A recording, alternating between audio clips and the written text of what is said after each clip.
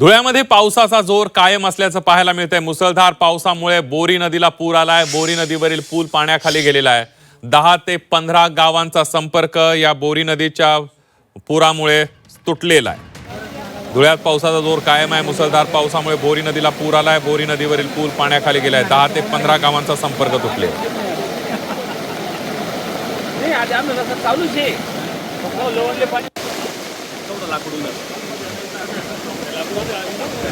तर धुळ्याच्या शिरपूरमध्ये सुद्धा पावसाची संततधार सुरू असल्याचं पाहायला मिळतंय आणि या पावसामुळे मोठ्या प्रमाणावर झालेल्या पावसामुळे कॉम्प्लेक्सच्या बेसमेंटमध्ये पाणी शिरलेलं आहे आणि त्यामुळे दुकानांचं मोठ्या प्रमाणावर नुकसान झालेलं आहे।